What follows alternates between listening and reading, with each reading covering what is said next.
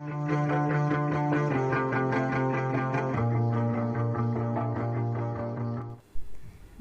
To techno ज्ञान tube channel. Hello guys, तो इसके पिछले वीडियो में हमने देखा था बेसिक HTML और बेसिक HTML में हमने कुछ पॉइंट्स कवर किए थे। तो उसमें हमने देखा था what is HTML। What is HTML में हमने देखा था HTML कहाँ यूज़ करते हैं, HTML का यूज़, HTML का फुल फॉर्म क्या है। सेकंड वन हमने देखा था HTML के टूल्स। तो HTML के जो टूल्स हैं वो बहुत ही ईज़िली हमें हमारे कंप्यूटर में इंस्टॉल मिलते हैं, editor, text editor and browser. Third हमने देखा था HTML document structure and fourth one हमने देखा था HTML पेज सेक्शन। उसमें कितने पेज सेक्शन होते हैं, हेड और बॉडी, ये दो टाइप के पेज सेक्शन होते हैं।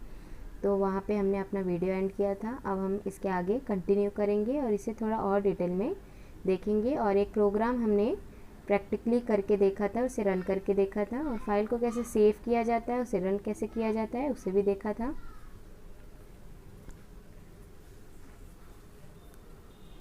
तो आज के वीडियो में मैं सबसे पहले आपको इंट्रोड्यूस कराती हूँ कि आज हम कौन कौन से पॉइंट ऐड करने वाले हैं। तो सबसे पहले पॉइंट जो हम देखने वाले हैं, a simple HTML document. Second one HTML page structure. Third हम देखेंगे एक एलिमेंट डॉक टाइप डिक्लेरेशन कैसे करते हैं, उसको क्यों यूज़ किया जाता है। और फोर्थ वन है जो हमारा HTML headings. Fifth one HTML paragraphs.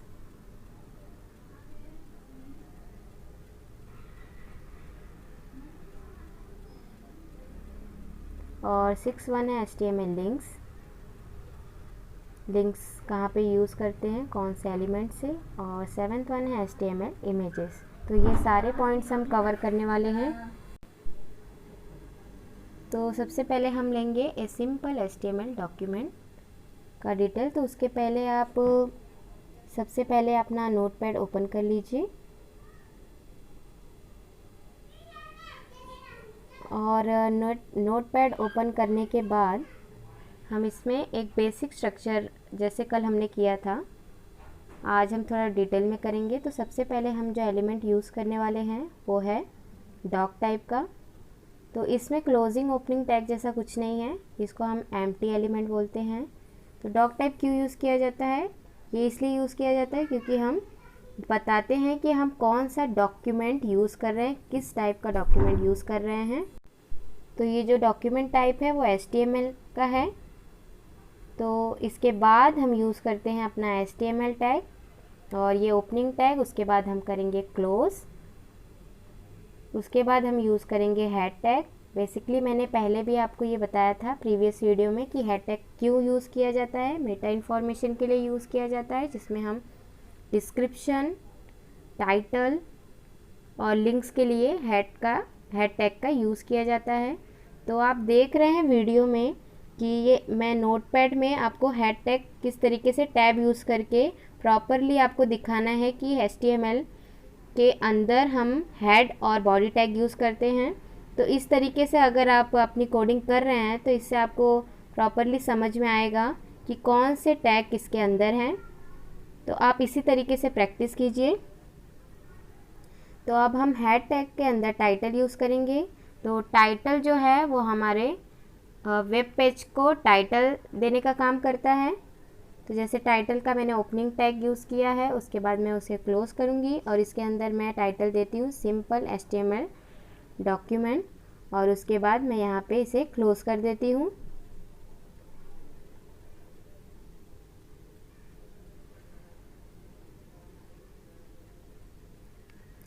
तो बॉडी टैग में हमारा मेन कंटेंट होता है, तो इसमें मैं यूज़ कर रही हूँ H1 टैग।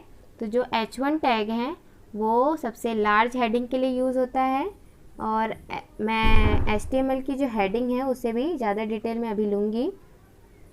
और इसमें मैं लिखती हूँ माय फर्स्ट हेडिंग, जिससे मुझे मालूम पड़े कि इसमें मैंने हेडिंग टैग यूज़ किया है, जस्ट फॉर योर अंडरस्टैंडिंग। सो हम इसके बाद यूज़ करेंगे पैराग्राफ टैग। तो पैराग्राफ अगर पैराग्राफ क्यों यूज़ किया जाता है? जब हमें कहीं भी वेब पेज पे पैराग्राफ डिस्प्ले कराना होता है तो हम पैराग्राफ टैग का यूज़ करते हैं और इस टैग के अंदर अपना पैराग्राफ लिखते हैं। तो मैं यहाँ पे लिख रही हूँ माय फर्स्ट पैराग्राफ। तो ये हमारा जो है ये सिंपल HTML का डॉक्यूमेंट स्ट्रक्चर है। तो इसे सेव करने से पहले मैं डेस्कटॉप पे एक फ़ोल्डर बना लेती हूँ। इस फोल्डर का हम नाम देंगे HTML ट्यूटोरियल और इस फोल्डर के अंदर मैं इस अपनी HTML की फ़ाइल सेव कर देती हूँ। और पहले भी आपको मैं बता चुकी हूँ कि फ़ाइल को कैसे सेव किया जाता है। फ़ाइल को सेव करने के लिए आप सिंपली फाइल नेम .html लिखें, जिससे आपकी फ़ाइल सेव हो सके। और .html लिखना बहुत ही ज़रूरी है।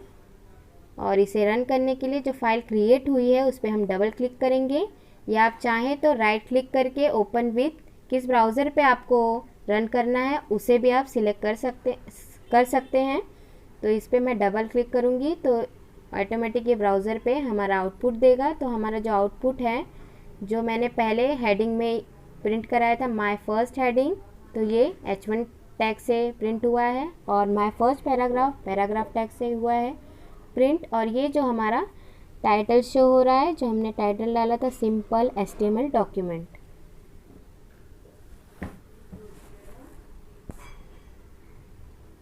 तो ये हमारा फर्स्ट जो पॉइंट था वो हो गया। सेकंड जो हमारा पॉइंट है, HTML पेज स्ट्रक्चर का जो विजुअलाइजेशन होता है वो कैसा होता है। तो ये देखिए वर्ड में मैंने एक इमेज रखी है, तो इस इमेज में आप प्रॉपर्ली देख सकते हैं कि सबसे पहले हमारा HTML का टैग आता है, उसके अंदर हम हेड टैग का यूज़ करते हैं। उसके बाद HTML टैग के अंदर ही हम बॉडी टैग यूज़ करते हैं और जो हमारा हेड एलिमेंट है उसके अंदर हम टाइटल एलिमेंट का यूज़ करते हैं।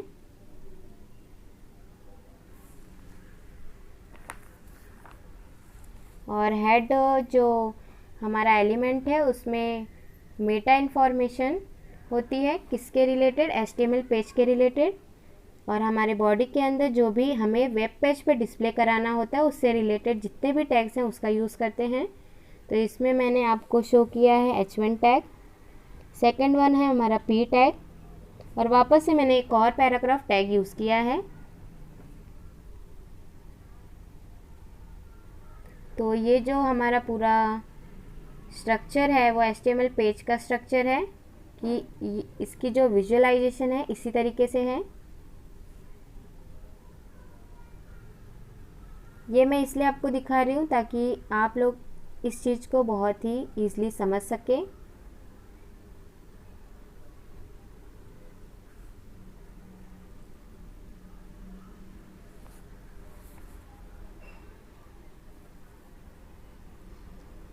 तो जो थर्ड है हमारा डॉक टाइप डिक्लेरेशन कैसे करते हैं। तो डॉक टाइप डिक्लेरेशन हमें डॉक्यूमेंट का टाइप बताने के लिए, अगर हम ऐसा नहीं करते हैं तो जो हमारा ब्राउज़र है वो हो सकता है कि वो कुछ चीज़ें अच्छी तरीके से ना समझे या ना प्रिंट कर पाए, ऐसी पॉसिबिलिटी रहती है। तो ये अच्छा होगा कि आप इसका डिक्लेरेशन करें। तो सबसे ऊपर ही आपको इसको डिक्लेयर करना होता है।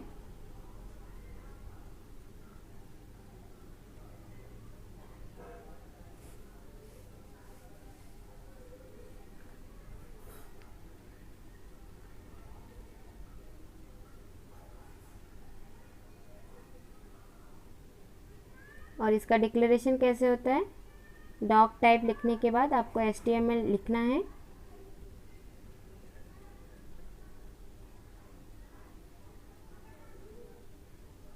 और ये केस सेंसिटिव नहीं होता, इस बात का ध्यान रखें।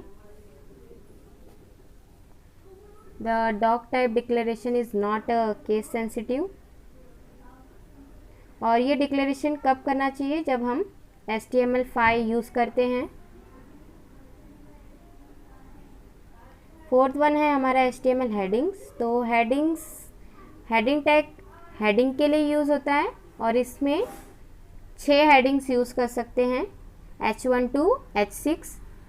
अगर H1 जो हमारा है मोस्ट इम्पॉर्टेंट हेडिंग, जो हमें लार्ज हेडिंग प्रोवाइड करता है, और H6 हमारा सबसे छोटा वाला हेडिंग है, लीस्ट इम्पॉर्टेंट हेडिंग। तो H1 to H6 है। इसे मैं प्रैक्टिकली आपको करके दिखाती हूँ कि ये कैसे यूज़ करने के बाद ये आउटपुट कैसे आपको प्रिंट करके देगा। तो सिंपली ये जो H1 टैग यूज़ किया है, मैं इसको कॉपी पेस्ट करके directly H1 to H6 print कराती हूँ।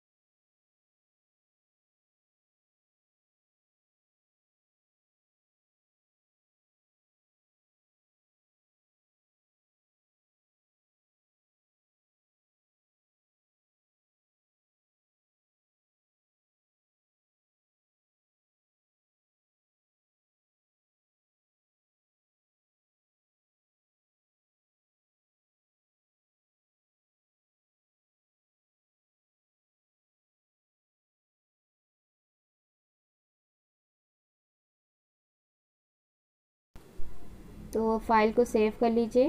तो अब हम इसे रन करेंगे। रन करने के बाद आप देख सकते हैं कि जो H1 टैग है उसने लार्ज हेडिंग प्रोवाइड की है। उसके बाद H2, H3, H4, H5 और H6 जो सबसे छोटा हेडिंग हमें प्रोवाइड करता है। तो जैसी आपकी रिक्वायरमेंट है आपको उसी टाइप का हेडिंग टैग यूज़ करना है। तो ये बहुत ही सिंपल है।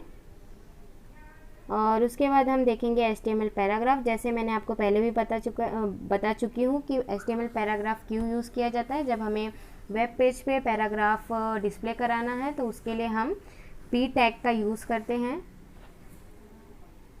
और इसके पहले भी मैं ये प्रो कोड में आपको पैराग्राफ टैग का यूज़ कैसे करना है ये बता चुकी हूँ, और इसे हमने रन करके भी देख लिया है। और 6.1 है HTML लिंक्स। तो HTML लिंक्स के लिए हमें कौन सा टैग यूज़ करना चाहिए, एंकर टैग। और ये एंकर टैग जो है वो हमें लिंक्स, वेब पेज में हम लिंक्स का कैसे यूज़ करें और लिंक पे कैसे जाएं, इसके लिए हम एंकर टैग यूज़ करते हैं। और इसमें कुछ एट्रीब्यूट्स हैं जिसकी हेल्प से हम बाकी की इंफॉर्मेशन वेब पेज पे डिस्प्ले करते हैं। तो आपको एंकर टैग यूज़ कैसे करना है, href मतलब हाइपरलिंक इक्वल टू, फिर कोड्स में हमें वो लिंक प्रोवाइड करनी है जहाँ पे आपको वेब पेज पे जब आप किसी टेक्स्ट पे क्लिक करें तो वो लिंक पे आप वो पेज ओपन होना चाहिए।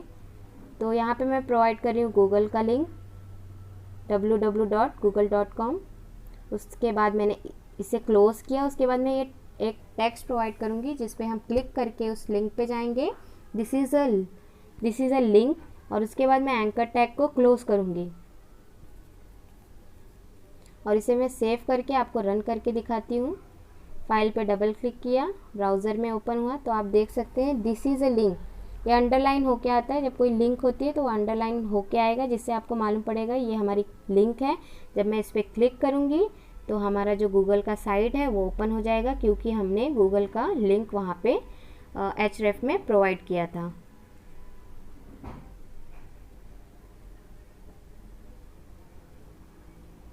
तो जो href है वो हमारा एट्रीब्यूट्स है, और एट्रीब्यूट्स हमें एडिशनल इन्फॉर्मेशन प्रोवाइड करते हैं।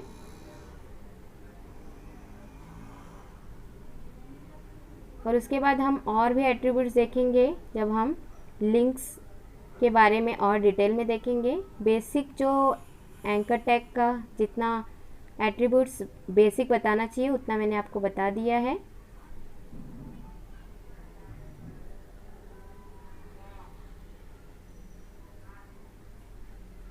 Attributes are used to provide additional information about HTML elements.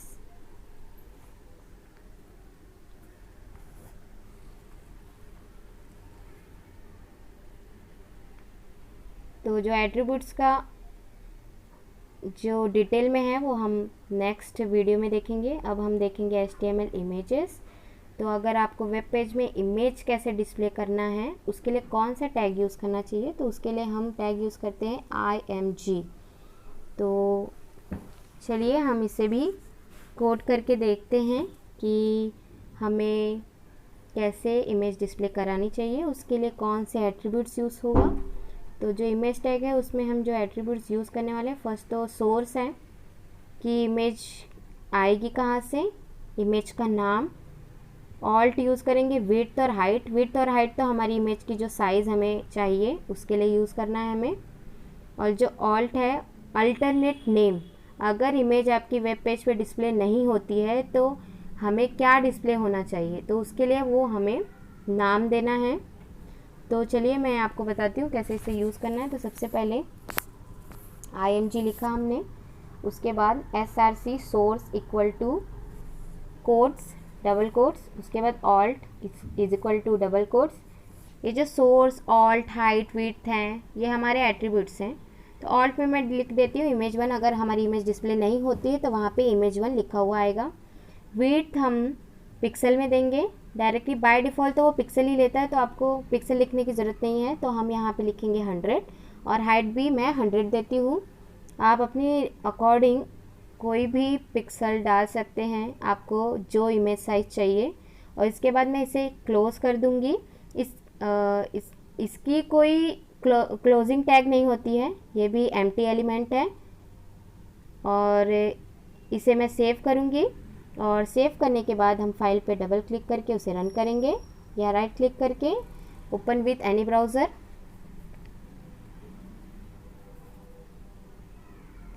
तो उसके बाद रन करने से पहले हमने इमेज नहीं ली, आप कोई भी इमेज यूज़ कर सकते हैं।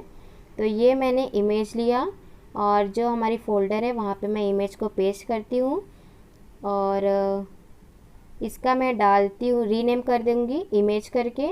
और चलिए मैंने इमेज करके नाम डाल दिया है। तो image dot JPG, mostly file JPG में होता है। तो इसे अब हम रन करेंगे, देखेंगे ये इमेज डिस्प्ले करता है या नहीं करता है।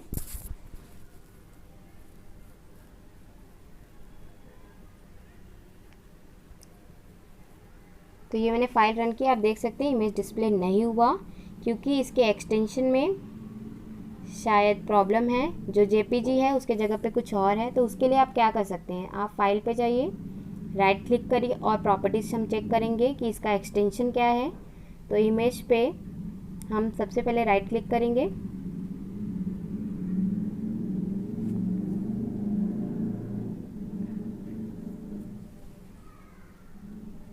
प्रॉपर्टीज़। तो आप देख सकते हैं यहाँ पे JPEG है, तो आपको वही एक्सटेंशन जो यहाँ पे दिखाया गया है वही यूज़ करना है। उसके बाद ही हमारा जो इमेज है वो डिस्प्ले करेगा। जैसे मैंने यहाँ पे इमेज ली और फोल्डर में डाला, अगर आप चाहें तो उसका पूरा पाथ यहाँ पे डाल के जो उसका करेक्ट पूरा पाथ है वो डालें, उसके बाद ये कहीं भी हो ये आपको डिस्प्ले करा के देगी। तो आप देख सकते हैं ये डिस्प्ले हो गई है। क्योंकि उसका प्रॉपर एक्सटेंशन नहीं था इसलिए वो डिस्प्ले नहीं कर रहा था। तो इसके लिए आपको ज़रूरी है कि आप उसका पहले एक्सटेंशन चेक करें और उसके बाद ही ये आपको वेब पेज पे डिस्प्ले करा के देगी। और आप साइज़ भी चेंज कर सकते हैं। तो ये देखिए मैंने साइज़ चेंज की और ये जो इमेज का साइज़ है ये चेंज हो गया।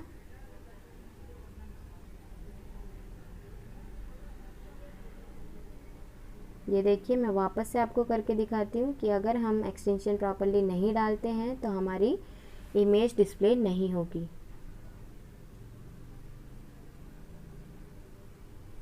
और उसके जगह पे जो अल्टरनेट नेम हमने दिया था वो डिस्प्ले करेगा image1।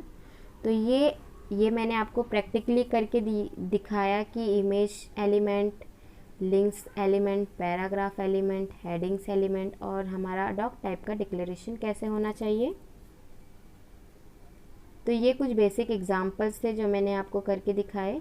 धीरे धीरे कुछ डिफ़िकल्ट एग्जांपल्स भी हम लेंगे ताकि हमें ज़्यादा समझ में आए। तो आज हमने देखा कि सिंपल HTML डॉक्यूमेंट कैसे होता है, उसका पेज स्ट्रक्चर कैसे होता है और डॉक टाइप का डिक्लेरेशन कब और कैसे करना चाहिए।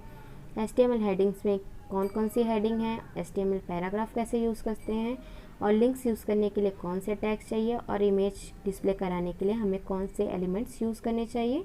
और एट्रीब्यूट्स को हम नेक्स्ट वीडियो में ज़्यादा तरीके से डिटेल्स में देखेंगे। और आज के लिए सिर्फ इतना ही। तो आज का वीडियो हम यहीं पे एंड करते हैं। Thank you. और इस चैनल को ज़रूर सब्सक्राइब करें, लाइक करें, कमेंट करें और ज़्यादा से ज़्यादा शेयर करें। Thank you.